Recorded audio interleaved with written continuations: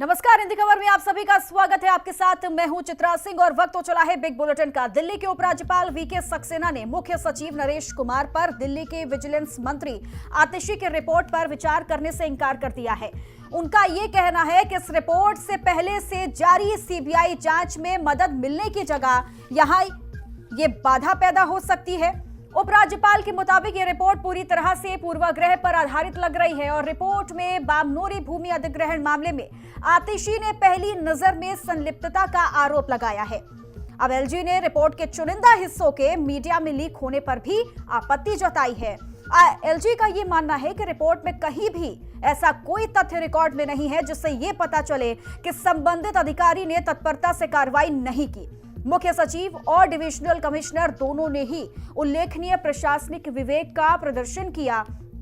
मुख्यमंत्री अरविंद केजरीवाल ने मुख्य सचिव नरेश कुमार से जुड़े बामनोली जमीन अधिग्रहण कथित भ्रष्टाचार मामले में विजिलेंस मंत्री आतिशी की रिपोर्ट के आधार पर उपराज्यपाल से मुख्य सचिव को पद से हटाने और निलंबित करने की सिफारिश की थी। लेकिन अब सवाल ये कि उपराज्यपाल ने इस रिपोर्ट को खारिज कर दिया है, इनकार कर दिया है। अब इसके बाद आम आदमी पार्टी और दिल्ली सरकार का क्या रुख होगा, ये हम आज जानने की कोशिश करेंगे। और सवाल ये भी महत्वपूर्ण हो जाता है कि क्या एक बार फिर से दिल्ली सरकार और एलजी के बीच जो विवाद है वो बढ़ सकता है क्या। चलिए चर्चा की शुरुआत भी हम करेंगे। खास मेहमान हमारे साथ जुड़ चुके हैं। चिराग सेठी जुड़े हैं, प्रवक्ता हैं आम आदमी पार्टी के। आलोक वत्स हमारे साथ जुड़े हैं, नेता है बीजेपी पार्टी के। और संजय राणा हमारे साथ जुड़े हैं, राजनीतिक विश्लेषक हैं। लेकिन शुरुआत चिराग सेठी जी आपके साथ ही करूंगी। अब तो देखिए एलजी साहब ने बिल्कुल साफ तौर पर मना कर दिया है। अब दिल्ली सरकार का अगला स्टेप क्या होगा?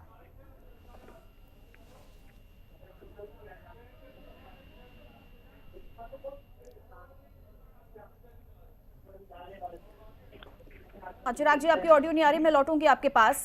लेकिन बीजेपी से आलोक वत्स हमारे साथ जुड़े हुए हैं। आलोक वत्स जी, अब हेलो जी जी चिराग जी बोलिए। जी मैं बोलूं? हाँ आ रही है ऑडियो, बोलिए बोलिए। तो चित्रा जी मैं ये कह रहा हूँ कि कहीं ना कहीं आज एलजी साहब ने दिखा दिया है कि किस तरीके से पूरी भाजपा और एलजी साहब भ्रष्टाचारियों के साथ मिले हुए हैं। आज एक पूरी रिपोर्ट में ये बताया गया है कि कैसे 41 करोड़ रुपए की जमीन जो है वो 353 करोड़ रुपए की हो जाती है। 3 डीएम आने से पहले 3 डीएम इस कॉम्पनसेशन को देने से मना कर देते हैं साफ कि हम नहीं करेंगे। 22 अप्रैल को चीफ सेक्रेटरी नरेश कुमार जी बनते हैं और उनके बनते ही नए डीएम आते हैं जो सबसे पहला काम यही करते हैं कि इस कॉम्पनसेशन प्राइस को 9 गुना बढ़ा देते हैं। गडकरी जी की मिनिस्ट्री अपने आप जो एनएचएआई है वो बोलती है कि ये कॉम्पनसेशन ज्यादा है और आज एलजी साहब कह रहे हैं कि हमें कुछ दिख नहीं रहा है, हमें तो इसमें कोई करप्शन दिखता नहीं है। तो कहीं ना कहीं आज ये चरित्र दिखा रहा है कि एलजी साहब जो है कैसे भ्रष्टाचारियों के साथ मिल रहे हैं, कैसे वो देख रहे हैं कि ये जो चीज है ये गलत हो रही है पर उसके बाद भी वो कोई एक्शन लेना नहीं चाहते।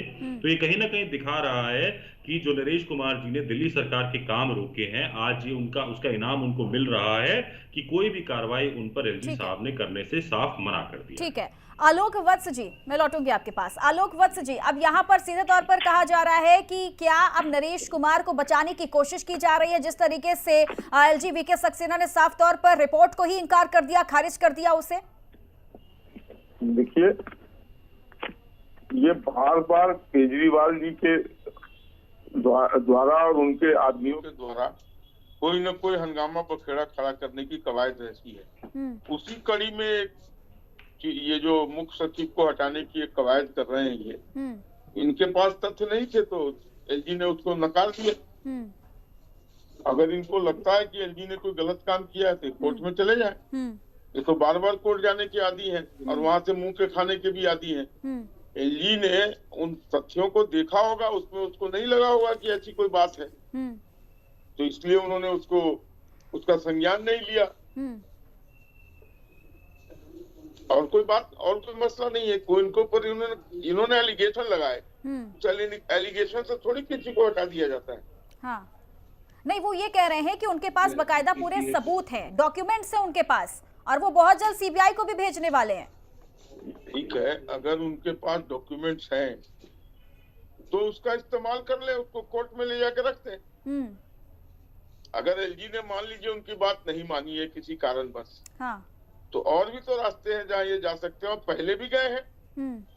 कोई सुप्रीम कोर्ट में जाने का सिलसिला इनका नया तो होगा नहीं, लेकिन एलजी ने अगर इस तरीके से कहा है कि नहीं हम उसका संज्ञान नहीं लेंगे, तो उनके पास भी कुछ ऐसे मसले होंगे जिसके तहत वो नहीं इसको स्वीकार रहे हैं। ठीक है संजय राणा जी, अब यहाँ पर क्या नजर आ रहा है, क्योंकि दो तरह की बातें हैं। पहली बात जो दिल्ली सरकार को लेकर के कहा जा रहा है कि यहाँ पर एक डर है, डर की वजह से अब ये स्टेप जो है आम आदमी पार्टी दिल्ली सरकार ने उठाया है। एक्सटेंशन को नहीं बढ़ाना चाहिए नरेश कुमार की, नहीं तो जो बातें हैं वो सामने आ जाएंगी। दूसरी बात ये है कि बीजेपी अपने नेताओं को, अपने अधिकारियों को बचाने की कोशिश कर रही है। अब इसीलिए ये जो खेल है ना, ये दोनों तरफ से शुरू हो चुका है। क्या कहेंगे इस पर?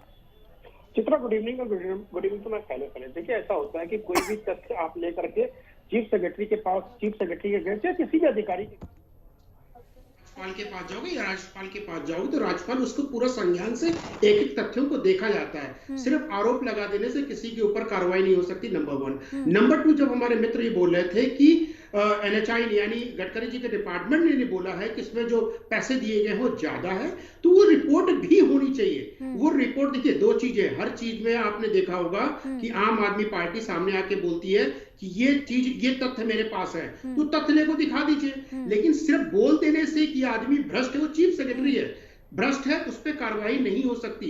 आपको तथ्यों को देना पड़ेगा, क्या क्या भ्रष्टाचार हुए।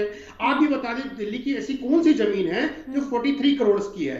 43 करोड़ का अगर 300 करोड़ हुआ तो इसका मतलब एकड़ में जमीन होगी, और एकड़ में कोई भी जमीन होती है तो दिल्ली के अंदर, जहां तक मेरी नॉलेज है, 43 करोड़ की कोई वैल्यूएशन नहीं होती है। तो उसका मार्केट रेट और सर्किल रेट दोनों को इवैल्यूएशन किया जाता है। On the basis of that उसको मतलब कंपनसेशन मिलता है, और कंपनसेशन कोई भी चीज अपने जेब से नहीं दे सकता। एक ड्यू प्रोसेस होता है, उसको ड्यू प्रोसेस को फॉलो करने के बाद ही ये चेक रिलीज होते हैं या कंपनसेशन का पैसा रिलीज होता है संबंधित पार्टियों को। वो बोल देने से चित्रा कोई भी चीज नहीं होती है, फैक्ट्स एंड तथ्यों को देना होगा, नंबर 1। नंबर 2, अगर मान लीजिए कि एलजी नहीं सुनते, हो सकता नहीं सुनते, मान लीजिए, तो NHI की रिपोर्ट लीजिए, उसको लेकर के आप सुप्रीम कोर्ट जाइए, आप PIL दाखिल कीजिए, दूध का दूध पानी का पानी हो जाएगा। नंबर 3, कभी भी CBI कोई भी FIR दर्ज नहीं करती, ना ही ED FIR दर्ज करती है। इनको पहले जाके FIR दर्ज करानी चाहिए संबंधित अधिकारी के खिलाफ, और फिर उस पर जांच के लिए रिक्वेस्ट करनी चाहिए, कोर्ट से जांच हो जाएगी। बिल्कुल। और सबसे बड़ी बात ये, चिराग सेठी जी, मैं लगातार यही सवाल कर रही हूं कि अगर दिल्ली सरकार के पास कोई सबूत है तो उसे सार्वजनिक क्यों नहीं किया जा रहा? आपने रिपोर्ट इतनी लंबी 670 पेज की एक रिपोर्ट आपने दे दी एलजी को, जाकर के इस पर विचार करें और उन्हें सस्पेंड, निलंबित कर दिया जाए। क्या ये इतना आसान है? आपके पास सबूत है तो आप सीधा सीबीआई के पास चले जाइए। आप तो भाई सरकार में है कि ये हमारे पास जांच, हमें ये सबूत मिले हैं, आप इसके आधार पर अपनी जांच को आगे बढ़ाइए। जो कहा जा रहा है कि केवल संदेह हो जाना और कानूनी सबूत में बहुत अंतर होता है सर। देखिए, बिल्कुल सही बात आपकी कि सबूत में और इसमें बहुत फर्क होता है। बट क्या NHI ने हाईकोर्ट में केस नहीं डाला वो कॉम्पनसेशन का? क्या इस पे ये नहीं बोला गया हेमंत कुमार जी के लिए कि आर्बिट्रेशन में इन्होंने 9 गुना ज्यादा मुआवजा दिया है? ये तो ऑन रिकॉर्ड चीजें हैं जिसपे किसी ने कोई भी चीज गलत नहीं बोली। 41 करोड़ रुपए का कॉम्पनसेशन जब दिया गया था, तो क्या वो 19 एकड़ का प्लॉट बाकी जमीन से ज्यादा महंगा था क्योंकि वो नरेश कुमार जी के रिश्तेदार का प्लॉट था? जब बाकी जमीन का कॉम्पनसेशन दिया गया था तो वो भी इसी फॉर्मूला के तहत दिया गया था। क्या जो हमारे राजनीतिक विश्लेषक बैठे हैं वो DM से, जो वहां पे 3 DM आए, उनसे ज्यादा नॉलेज रखते हैं? मुझे तो ऐसा नहीं लगता कि जो DM आए थे, अगर उन 3 DM ने आर्बिट्रेशन में साफ मना कर दिया था कि कॉम्पनसेशन नहीं बढ़ना चाहिए, तो हेमंत कुमार जी ने आते ही सबसे पहले इसी फाइल पर साइन क्यों किया? तो जांच भी नरेश कुमार की तरह उनकी ओर से तो शुरू की गई थी ना सर, जांच भी तो उन्होंने की ना, मुख्य सचिव की ओर से जांच भी तो की गई थी ना। हाँ, ये चीज चलिए हम आपकी मानते हैं कि हेमंत कुमार DM बनते हैं, वो आ जाते हैं, उसके बाद से 353 करोड़ का मुआवजा हो जाता है, ये बात चलिए ठीक है, लेकिन सस्पेंड तो किया गया था, ट्रांसफर हो जाती है। फिर उसके बाद CBI में जब मुकदमा आता है तो फिर वहां पे उनको सस्पेंड कर दिया जाता है। आप खुद बोल रही है ना, हुआ है ऐसा कुछ। हाँ। तो जब उसमें क्लियर लिंक्स निकले हैं, हम ये कह रहे हैं कि जब तक जांच चल रही है तब तक वो एक ऐसे पद पर ना रहे जिससे कि वो जांच को इन्फ्लुएंस कर सके। ये तो बेसिक कोर्ट का रूल होता है कि जब आपके ऊपर जांच चल रही है तो आप एक ऐसे पद पर नहीं रह सकते जिससे आप जांच को इन्फ्लुएंस कर सकते हैं। आप मनीष जी के केस में भी तो यही कोर्ट में एक बात बोलते हैं भाजपा वाले, तो आज हम भी तो यही मांग कर रहे हैं कि वो एक ऐसे पद पर बैठे हैं जहां से वो जांच को इन्फ्लुएंस कर सकते हैं। तो हम चाहते हैं कि वो इस पद पर ना रहे ताकि जांच जो है वो निष्पक्ष तरीके से करी जा सके। इसमें गलत क्या है, बताइए मुझे। ठीक है, यानी अभी ये भी आप एक तरफ ये भी बात कह रहे हैं, एक तरफ ये भी कह रहे हैं कि सबूत है, अब इस हमारे पास दस्तावेज डॉक्यूमेंट्स हैं वो भी दिखाएंगे। क्लियर नहीं हो रही ना सर बातें। मैं लौटूंगी, लेकिन संजय राणा जी कुछ कहना चाहते हैं। संजय जी।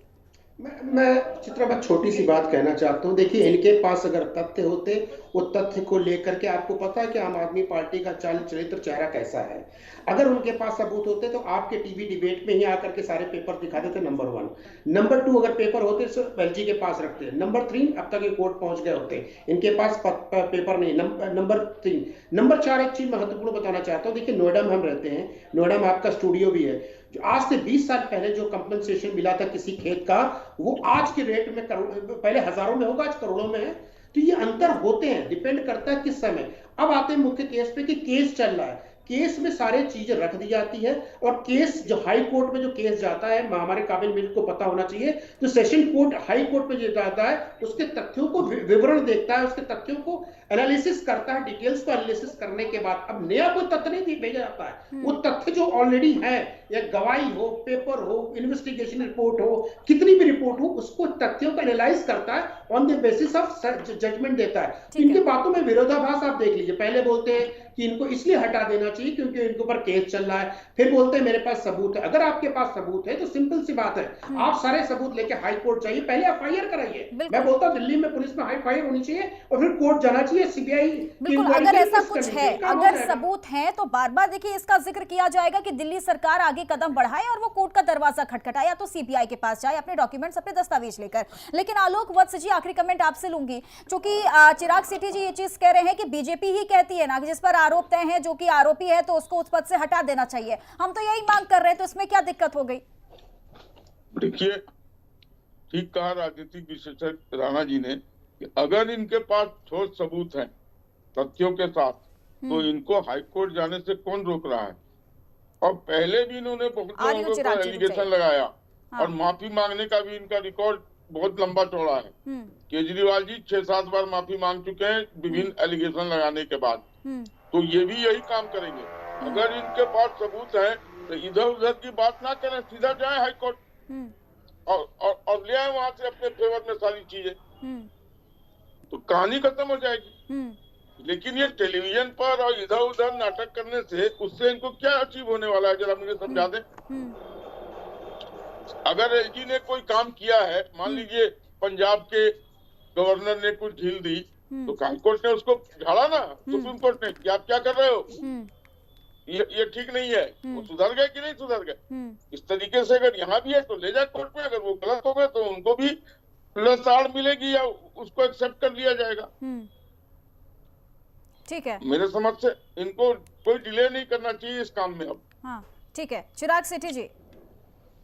देखिए, बिल्कुल अभी राणा जी ने बोला कि हाईकोर्ट ने कुछ नहीं किया, तो फिर हेमंत कुमार जी को सस्पेंड किस बेसिस पे किया गया? क्यों गृह मंत्रालय ने आके ये बात बोली कि अनियमितताएं पाई गई हैं जिसकी वजह से उनको सस्पेंड किया जा रहा है? हम भी यही कह रहे हैं कि इस अनियमितताओं में जहां पर कॉम्पनसेशन ज्यादा मिला है उसमें कहीं ना कहीं, लेकिन सवाल देखिए बार बार सर ये भी कहा जा रहा है कि 2018 के बाद क्या दिल्ली सरकार को 2023 में इसकी याद आई है? 2018 के बाद आपने कोई कदम क्यों नहीं उठा लिया? और अगर आपके पास सबूत है तो आप निश्चिंत होकर तुरंत जाइए कोर्ट के पास और अपने सबूत जो है उसको दिखाइए जाकर के। फिर ना वो एलजी रोक पाएंगे, ना ही बीजेपी रोक पाएगी, ना ही केंद्र सरकार रोक पाएगी। फिलहाल सभी मुझे इतने की इजाजत देता, माफी चाहूंगी। बहुत बहुत शुक्रिया आप सभी का मेरे साथ चर्चा में जुड़ने के लिए। तो आप देखिए जिस तरीके से अब एलजी ने आतिशी मरलेना की जो रिपोर्ट आई थी उसको विचार करने से ही इनकार कर दिया। अब सवाल यह है कि इसके बाद क्या दिल्ली सरकार और एलजी के बीच जो विवाद है क्या वो और ज्यादा बढ़ सकता है, और दिल्ली सरकार का अगला कदम क्या होगा, ये भी आगे आने वाले वक्त में देखना काफी दिलचस्प रहेगा। चर्चा में बस इतना ही। बने रहें हिंदी खबर के साथ। नमस्कार।